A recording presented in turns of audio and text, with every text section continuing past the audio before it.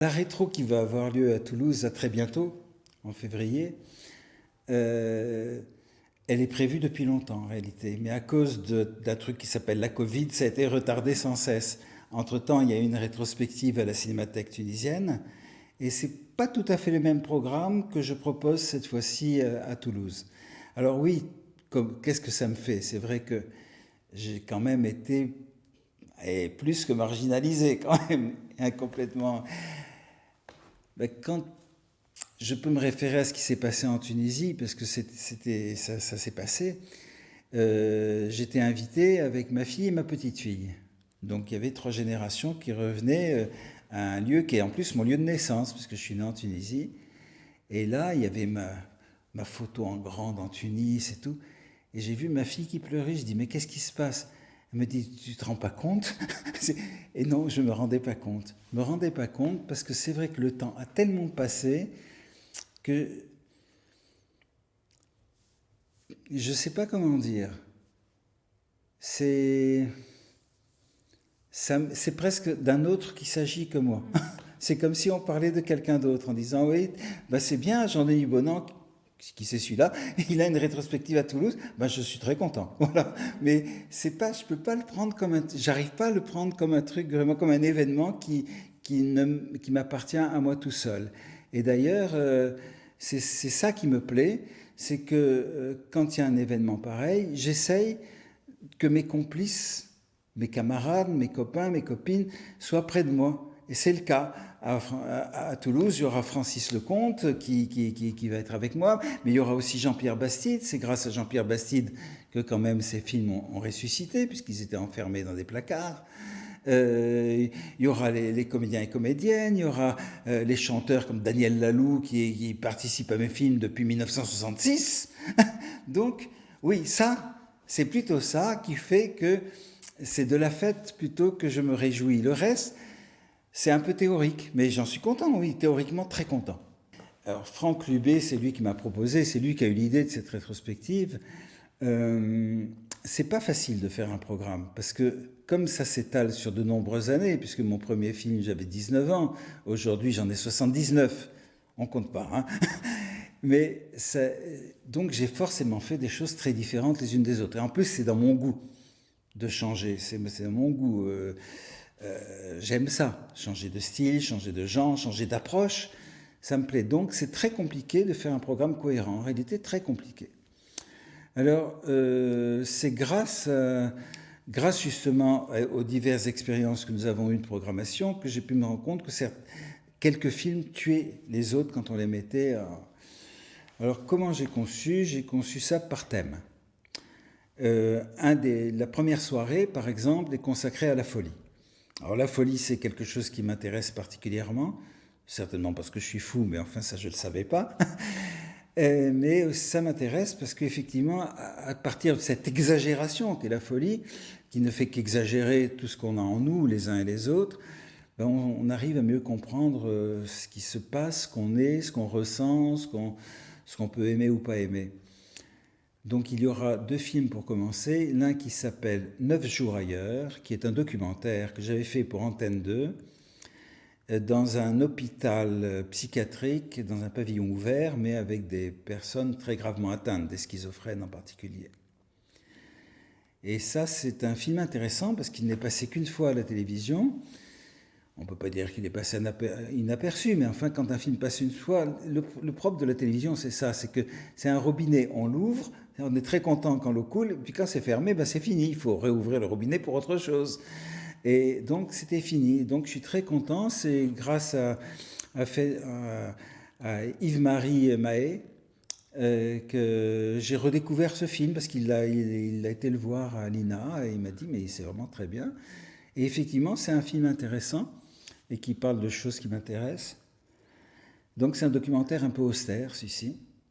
Et je le marie en quelque sorte avec un autre film que j'ai fait en 1967 à la clinique psychiatrique Laborde. Et à la clinique psychiatrique Laborde, qui est une clinique très particulière, on n'appelle pas les gens des fous, mais ni des malades mentaux, on les appelle des pensionnaires, et où il est très difficile, par exemple, de savoir qui est fou ou qui n'est pas fou. C'est très bien, c'est comme dans la vie, quoi. Eh bien, là, on a fait une expérience très particulière. C'est que le scénario a été écrit, si on peut appeler ça écrit, allez, on va dire inventé par les pensionnaires, justement, et le tournage s'est fait un peu dans une sorte d'improvisation.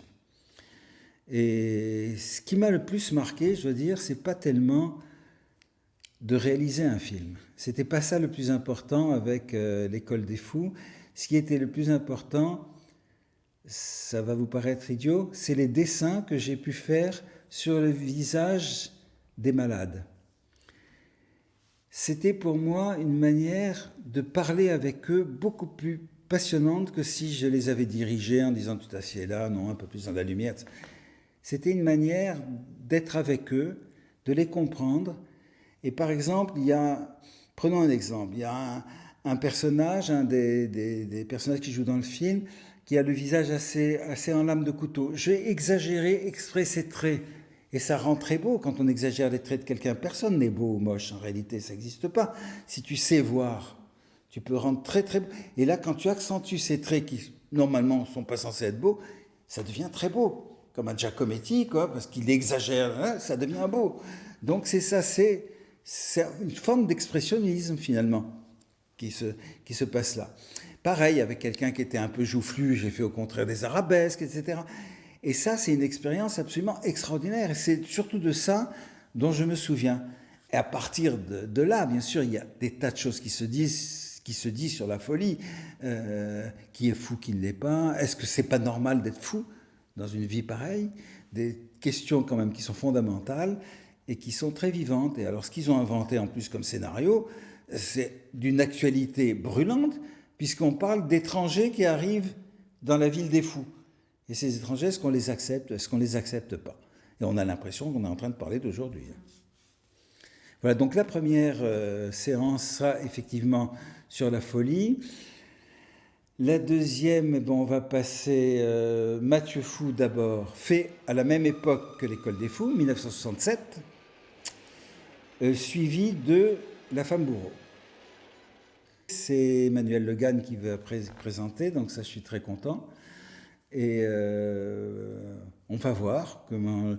Il est déjà passé à Toulouse, ce film, mais je n'avais pas pu m'y rendre. Il avait été présenté déjà. Je vais aller un peu en désordre, parce que ce n'est pas la peine d'être si précis dans le programme, mais il y a des choses qui sont un peu plus politiques, par exemple. Un programme où il y a un petit film sur le poème Liberté de Paul Éluard. Il y a un film que j'ai tourné sur les barricades en mai 68, enfin que j'ai tourné, je n'étais pas forcément l'opérateur, hein, quand j'ai tourné, que j'ai réalisé au sein d'un groupe qui s'appelait Arc, qui s'appelle Le Bel et Moi de mai, qui est une version toute nouvelle que nous avons faite à partir d'un film ancien. C'est en tout cas une thématique plutôt politique, parce que la thématique générale, si on peut dire, de cette programmation, c'est la relation qui peut exister entre la politique et la poésie, au sens noble du terme, pas la politicae, hein, mais la politique au sens où on est un citoyen quand même, on est dans la vie, on est dans le monde, on est dans la société. Donc c'est ça qui est en creux et qui sont des choses dont je parle différemment. Par exemple, dans Tristesse anthropophage, mon premier vrai court-métrage professionnel, c'est une critique de la société de consommation qui n'est pas toujours bien comprise, mais peu importe. En tout cas, pour dire deux mots, Tristesse anthropophage, c'est ce film qui a été quand même interdit pendant des dizaines et des dizaines d'années, interdit à tout public, et qui aujourd'hui est autorisé à tout public, y compris aux enfants. Donc je conseille aux enfants de voir ce film. Et il y a un autre, alors, dans le programme, il y a aussi quelque chose que j'ai intitulé La Trace, mais qui n'est pas vraiment sur la trace, qui est un documentaire que j'ai fait à partir d'une trace que j'ai découverte dans la tour de la Lanterne à La Rochelle. C'est assez intéressant ça, parce qu'à partir d'une trace, c'est fou ce qu'on peut arriver à découvrir d'une vie humaine. Et c'est assez émouvant, c'est un tout petit film très court, 14 minutes. Et je fais suivre ce film ça n'a rien à voir a priori, avec un documentaire que j'ai fait sur le poète Édouard Glissant. plus exactement sur la pensée de ce poète. Il a une pensée très riche sur la créolisation, sur justement la poétique de la relation, etc. C'est un homme qui a beaucoup compté pour moi et je suis donc très, très fier de pouvoir montrer tout ça. Donc c'est un éventail en fait, ce programme c'est un éventail avec des choses très diverses. Les liens, c'est moi. Quand j'étais tout petit, je voulais être poète. Mais on m'a dit c'est pas un métier. Mais quand même, je voulais être poète. Et puis j'ai été très humilié, enfant, par une institutrice qui a lu un de mes poèmes à haute voix en s'en moquant. Sans doute était-il très mauvais, ce poème. Mais enfin, j'avais 7 ans. Oui. Sans doute était-elle très mauvaise, cette institutrice. Sans doute très mauvaise, cette institutrice. Du coup, j'ai eu honte de ce que j'écrivais. Et j'ai toujours caché mon écriture. Toujours. Très peu de personnes savaient que j'écrivais en cachette, pour moi tout seul. En fait, ce n'était pas d'écriture de poèmes, pour moi c'était des notes que je prenais, que je mettais dans un coin. Et ce qui était extraordinaire, c'est que à partir de quelques lignes qu'un éditeur, un jeune éditeur a lues, ça s'est passé il y a 2 ans, ça, c'est très récent. Il me dit, Jean-Denis, j'ai envie que vous participiez à mon recueil que je fais, qui s'appelle Stonewall. Vous pouvez m'envoyer un poème. Je dis, mais moi, j'écris pas de poème. Je dis, j'ai trop de respect pour les poètes, pour me prétendre poète. Non, j'écris. Et il insiste. Je sais pas ce qu'il lui a pris. On se connaît pas, on s'est jamais rencontrés. Il habite de Strasbourg. Et donc, je lui envoie un truc qui s'appelle Alphabet, qui est une sorte de texte avec des images que je fais, que je gribouille. Il m'a dit, c'est génial, le comité de rédaction a adoré. Et il m'a commandé aussitôt un recueil qui s'appelle Meute et qui est sorti. Et voilà, quoi. Donc la poésie, oui. Pour répondre un peu indirectement à la question, oui, c'est à partir de la poésie que je rêve et que je pense le monde, quoi. Et que je pense mes relations avec les autres. Alors que ce soit autrement, en ce qui concerne le fait que je passe de la peinture à l'écriture, au cinéma, moi je me sens plus comme un bricoleur en fait, qui s'intéresse à plein de choses. C'est pas péjoratif pour moi du tout dans la bouche. Je suis un bricoleur. Je bricole avec ce que j'ai sous la main. Très souvent, par exemple, la peinture, je m'achète pas de peinture. Tiens, j'ai un peu de vert ici, un peu de rouge, et je fais ça. Et le cinéma, c'est un peu pareil. Comme je n'ai pas de production à proprement parler, je travaille avec ce que j'ai sous la main. Je suis dans ce décor, il y a la Marne, il y a une maison en ruine, il y a des travaux. Voilà, ça va être. C'est pourtant pas du tout du documentaire, mais je me sers des matériaux qui sont là. C'est une économie très faible, en fait. C'est une économie du moment. C'est une économie de l'instant qui est proche un peu, effectivement, de la manière dont on peut dessiner ou dont on peut écrire. Dans Meute, justement, il y a un texte qui s'appelle Lever l'encre, l'encre comme l'encrier, Lever l'encre, qui montre comment ça arrive, le dessin. Il arrive peut-être par une tache. Il arrive par un trait, et puis je me dis, qu'est-ce que c'est que ce trait, cette tache? Tiens, ça ressemble à une carte de géographie. Et puis non, hein, mais cette carte de géographie va plutôt devenir une fleur, etc. C'est comme ça que ça naît, et c'est comme ça que j'ai envie de travailler. Hein. Et pareil, de plus en plus, parce qu'on ne pouvait pas se le permettre tout le temps, mais de plus en plus, j'essaye aussi de filmer comme ça, sans savoir a priori ce que je vais vraiment faire. Je me dis, tiens, ce serait marrant si je mets tel élément en route. Et puis, tiens, cette bâche de plastique est là, elle peut être intéressante pour... voilà, je travaille avec ce que j'ai sous la main, donc il n'y a pas de grande différence entre les gribouillages que je peux faire sur papier, entre les brouillons que je peux écrire et les essais cinématographiques. C'est pour moi, effectivement, des moyens d'expression qui ne sont pas les mêmes, certainement, mais qui participent du même désir au départ. C'est amusant parce que ça me permet en plus de créer des liens très particuliers avec les personnes. Par exemple, parlons de cinéma plutôt, parce que c'est quand même... Bon, je me sens poète avant tout, mais mon vrai métier, si je dois parler de métier, c'est le cinéma. Je suis un cinéaste. Hein. Je sais filmer, je sais monter, je suis un technicien en plus de cinéma. Bon. Donc je suis cinéaste, mais ce qui me plaît, c'est pas du tout d'être un virtuose de la cinématographie, ça m'intéresse pas. Ce qui me plaît, c'est comment, avec ce qui m'entoure, et surtout avec les personnes qui peuvent être là, comment est-ce qu'ils vont eux-mêmes rentrer et m'apporter quelque chose. J'aurais presque envie de dire que, par exemple, pour parler de mon dernier film, le dernier, tout dernier qui va sortir et qui passe en avant-première à Toulouse, qui s'appelle Les Tueurs d'ordinaire, eh bien, Les Tueurs d'ordinaire, j'avais pas de scénario. Et ce qui m'intéressait, c'est de savoir ce que tel comédien m'allait apporter. Et ils m'ont apporté énormément. Ils ont apporté, peut-être pas au niveau du sens, c'est pas important, ils m'ont apporté beaucoup plus. Ils m'ont apporté leur émotion, ils m'ont apporté leur personnalité, ils m'ont apporté des choses qui pouvaient me déranger aussi, des choses un peu complexes comme ça. Et à partir de ça, je peux dire, oui, ce film, il a plusieurs auteurs. C'est pas seulement Jean-Denis Bonan qui fait ce film, c'est aussi Camille Thomas, c'est aussi Fabien Grelot, c'est aussi Charlotte, Daniel Laloux, le fameux Daniel Laloux dont j'ai parlé, et dans le film Les Tueurs d'ordinaire.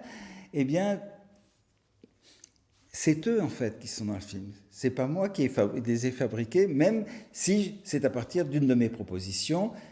Et à partir de là, évidemment, comme avec le dessin et tout ça, je réinterprète. Et d'ailleurs, pour Les Tueurs d'ordinaire, j'arrivais pas à réinterpréter tout ce que j'avais fait.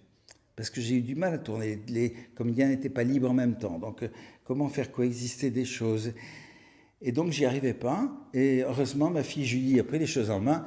Et c'est elle qui a réinterprété le travail que je fais d'habitude en disant ça c'est une fleur, ça va bien avec une vague et ça avec un reflet du soleil. Eh bien, c'est Julie qui en fait qui l'a fait. Je l'ai laissé faire et voilà, j'en suis surpris en fait. Je suis aussi spectateur donc de ce propre travail. J'avais fait un pré-montage que j'aimais pas du tout et c'est Julie qui a tout refait, qui a tout. C'était très compliqué parce qu'évidemment, comme dans ce genre de tournage, quand on fait un long métrage, qu'on n'a pas un centime, qu'on est tout seul, il n'y a pas de technicien. Hein. Je suis preneur de son, dans ce cas précis, hein, preneur de son, preneur de vue, maquilleur, costumier, etc. Quand tu es dans une telle économie, que les comédiens ne sont pas libres au même moment, alors que tu as prévu une scène, et ben non. Donc tu es dans une improvisation constante, tu ne sais plus très bien comment tu vas raccorder tout ça. Et j'y arrivais pas, franchement, j'y arrivais pas. Heureusement que j'ai eu un regard très familier qui a pu se poser sur ces rushs, voilà, ça donne ce film.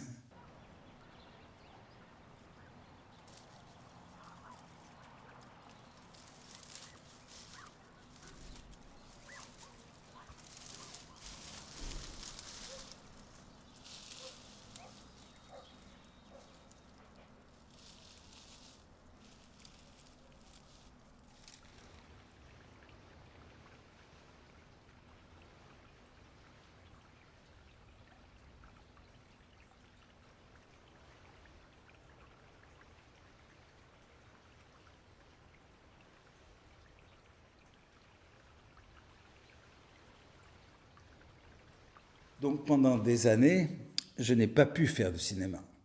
Parce que la censure qui avait pesé sur moi était tellement violente que c'était pas possible. J'allais pas faire du cinéma pour rien. Pour qui? Puis en plus, à l'époque, faire des films, c'était beaucoup plus lourd. Il fallait avoir une caméra qu'on n'avait pas. C'est pas comme aujourd'hui. On n'avait pas les tables de montage chez soi comme aujourd'hui. On n'avait pas, enfin bref, la pellicule coûtait cher, le labo coûtait cher, etc. Donc on pouvait pas faire un film sans aucun moyen. C'était pas possible.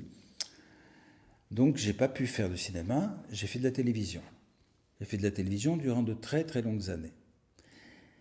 Et quand Francis Lecomte a ressorti La Femme Bourreau, qui est sorti en salle et tout, avec le comédien de La Femme Bourreau, je l'ai regardé, je lui ai dit, écoute, on va refaire du cinéma. Et c'est comme ça qu'on s'est lancé dans Les Tueurs d'ordinaire. En disant, voilà, on reprend presque à zéro, on reprend la route, évidemment différemment. Et alors, ce que j'avais dans la tête, c'était des thématiques assez floues. J'avais dans la tête, 1, ce monde ne va pas bien, ne va pas du tout. 2, ce monde est incompréhensible.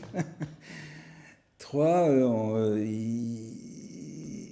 qu'est-ce qui se passe quand on n'accepte pas, est-ce possible de ne pas accepter l'ordinaire, le commun, le banal? C'est à partir de ces questions-là que j'ai inventé un certain nombre de bribes de dialogue et qu'on a cousu ou décousu, selon les cas. Mais en fait, c'était très spontané, et c'était des thématiques comme ça, et tout le film peut se résumer en une seule phrase, hein, c'est « il y a quelque chose qui ne va pas ». C'est la phrase, en fait, il y a cette phrase dans le film, à un moment donné, le héros dit, en face d'un miroir complètement défait, « il y a quelque chose qui ne va pas ». Et voilà, c'est un message très ordinaire pour des tueurs d'ordinaire, mais il y a quelque chose qui ne va pas. Le titre ne définit pas le film, ça j'en suis persuadé. Ça définit l'idée que j'avais au départ quand je me suis lancé dans le film. Je voulais des personnages égarés, comme il y en a beaucoup en ce monde, en l'occurrence un couple, un homme et une femme, très particuliers, qui semblent en errance perpétuelle, mais en fait qui ne bougent pratiquement pas, et qui sont en face d'une société plutôt hostile, mais ils ne savent pas pourquoi. Où se mélangent là-dedans des sentiments amoureux et des sentiments de désespoir. Et il y a comme ça des phrases qui sont lancées. Alors pourquoi les tueurs d'ordinaire? Parce que c'est un vœu. C'est un vœu de ne pas être ordinaire. Parce que être ordinaire, c'est accepter la vie telle qu'elle est, avec ces mouvements qui sont bien tristes. Et donc, l'idée, c'était, voilà, on va essayer d'être un peu des gens autrement, de vivre autrement. Évidemment, ça n'existe pas. Évidemment que la banalité nous tombe toujours dessus, avec les fièvres, avec la maladie, avec la mort, avec les intempéries. Malheureusement, oui, il y a... Et donc, il se voudrait des tueurs d'ordinaire. Un des héros dit à un moment donné, un des personnages du film dit à un moment donné, mais qu'est-ce qu'on fabrique en fait, dit l'un, et l'autre répond, nous sommes les gardiens de la banalité du monde. Et c'est un peu comme ça, d'un point de vue paranoïaque. Si j'étais paranoïaque, je ne suis pas du tout, je suis hystérique, mais si j'étais paranoïaque, je me dirais, mais c'est pas possible, tous ces gens veulent absolument quand même que le monde soit vraiment mièvre, mauve, guimauve, banal. Et la banalité, c'est la mélancolie. La banalité, c'est ça qui conduit à la mélancolie et à la dépression. C'est la banalité, à mon avis. Mais finalement, le meilleur tueur d'ordinaire, c'est en fait ton titre paraît presque une mise en abîme, c'est toi, en faisant du cinéma. Oui, j'y ai pas pensé. Alors, est-ce que je suis un tueur d'ordinaire? Ben, exactement comme héros, un faux. J'espère, oui, j'espère bien, oui, c'est vrai. Mais je me fais pas trop d'illusions en même temps. Je sais bien que je suis bien sûr, mais c'est vrai que d'une certaine manière, oui, ce serait presque un souhait, effectivement, de ne pas être dans les normes. Mais ça, je ne le fais pas exprès. Hein. Je ne le fais pas exprès. Je n'arrive pas à rentrer dans le rang, quoi. J'arrive pas. C'est pas une volonté. C'est pas. Je pourrais avancer des arguments politiques. Ils seraient faux. Non, ça vient vraiment de ma personnalité. Je n'arrive pas à accepter l'autorité en général, toute autorité. La hiérarchie, j'aime pas du tout. Et par exemple, j'ai une scolarité mais absolument horrible, une scolarité mais dégueulasse. À tel point qu'il y a des profs que je n'ai même pas connus, parce que je n'allais pas en cours. Et j'étais tellement mauvais élève à Tunis que le lycée Carnot de Tunis, ce grand lycée, n'a plus voulu de moi. Donc ils m'ont renvoyé. Et j'ai été obligé d'aller à 15 km de là, au lycée de Carthage. Et le lycée de Carthage, c'est une colline qui domine la mer, avec des ruines magnifiques et tout. Vous imaginez bien que je n'allais pas aller en cours quand même. Il y avait autre chose à faire. Donc j'allais me balader dans les ruines. À l'époque, les ruines n'étaient pas clôturées ni rien du tout. Donc j'y allais. Et je discutais avec les bergères qui étaient fort jolies, qui gardaient des moutons. Et c'était beaucoup plus intéressant qu'un cours de mathématiques. Et qu'est-ce que j'ai appris comme chose? En fouillant la terre, en découvrant des monnaies antiques, en me passionnant par... je me passionnais, mais d'une manière pas du tout savante, hein, uniquement d'un point de vue passionnel, à l'archéologie. Oui, j'adorais fouiller, trouver des choses, essayer de comprendre ce que ça voulait dire. Et Et je continue, hein. Je continue à être un peu un archéologue en fait. Alors ce que je viens de comprendre maintenant, depuis peu de temps quand même, c'est que en réalité, et c'est ça aussi peut-être une manière de tuer l'ordinaire, j'ai toujours voulu abolir les frontières. Par exemple entre hommes et femmes, entre étrangers et pas étrangers, tout ça ne m'intéresse pas du tout, je n'y crois pas. Mais je me suis aperçu récemment que en fait ça allait aussi, c'était pas seulement géographique, c'était aussi historique, que c'est aussi les frontières de l'histoire que je voulais effacer. Et je me sens plus proche, je vais dire, allez, du prince aîné, hein, le Troyen. Je me sens plus proche de Virgile que de pas mal de mes contemporains. Et cette espèce de chose qui consiste à nier, parce que c'est une forme de déni en fait, la chronologie du monde, je me sens plus proche, voilà, des personnes qui ont dessiné, des femmes sans doute, qui ont dessiné sur les cavernes, que de beaucoup de peintres modernes. Mais vraiment, d'abord je les sens très modernes. Ils me parlent beaucoup plus. Et pour moi, c'est toujours curieux quand j'entends ah oui, mais c'est ancien ça. Mais il n'y a rien de plus nouveau. Et c'est cette manière qui est naturelle chez moi d'abolir ces frontières-là, ben ça me donne une liberté aussi. Ça me donne une certaine liberté.